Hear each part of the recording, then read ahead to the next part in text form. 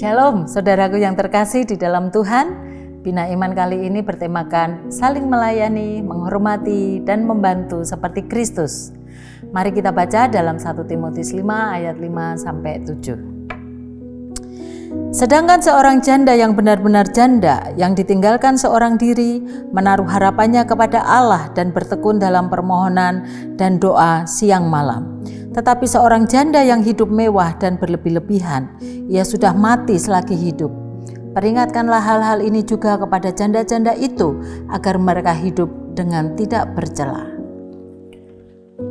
Saudaraku yang terkasih di dalam Tuhan, dalam 1 Timotius 5 ayat 5-7 ini kita membaca tentang bagaimana jemaat harus merawat seorang janda.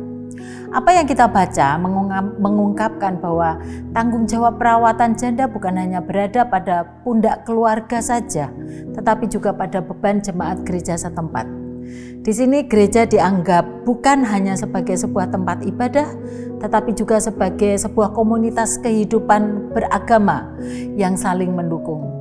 Di sini janda tidak hanya dilihat sebagai penerima bantuan, tetapi sebagai bagian integral dari tubuh Kristus yang memiliki nilai dan martabat yang tinggi di mata Tuhan.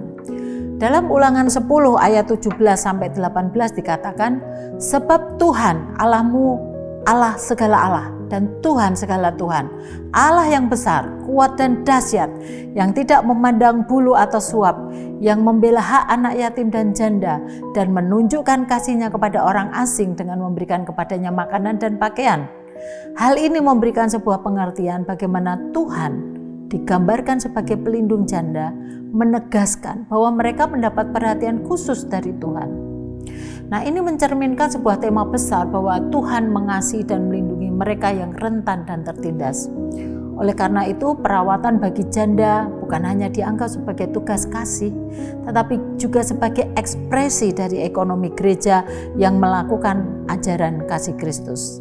Dengan demikian, dalam 1 Timotius 5 ayat 5-7, di situ mengajarkan kita untuk melihat bahwa janda bukan hanya sebagai penerima bantuan semata, tetapi sebagai individu yang berharga dan penting di dalam kehidupan spiritual gereja.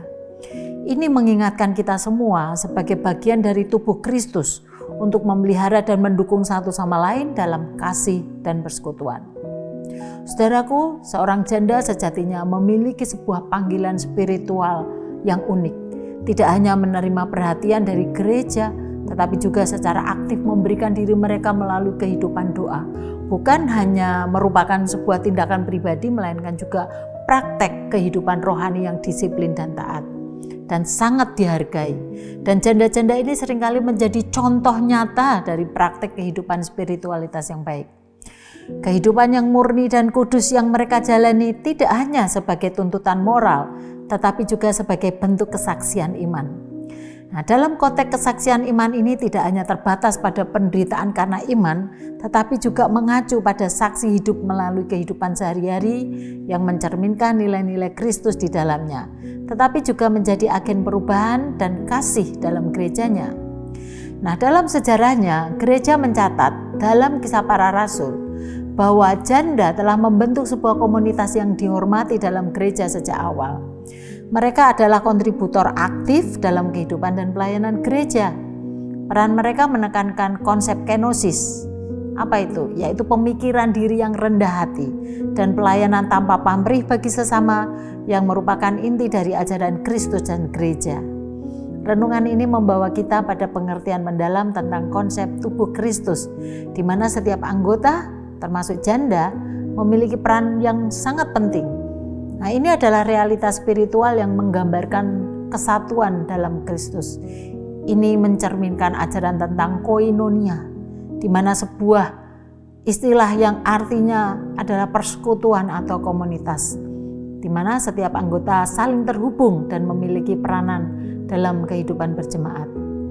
Nah, dalam hal pelayanan, janda dalam gereja seringkali dilihat sebagai intercessor atau mereka yang berdoa bagi orang lain dan sebagai pelaku karya kasih. Ini adalah bentuk partisipasi aktif dalam kehidupan persekutuan, di mana dipanggil untuk menjadi pekerja di ladang Tuhan sesuai dengan ajaran Kristus.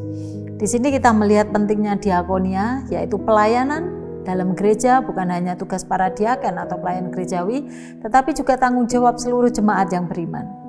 Dalam konteks janda, mereka diundang untuk berbagi dalam diakonia ini melalui doa, pelayanan kasih, dan kehidupan yang kudus.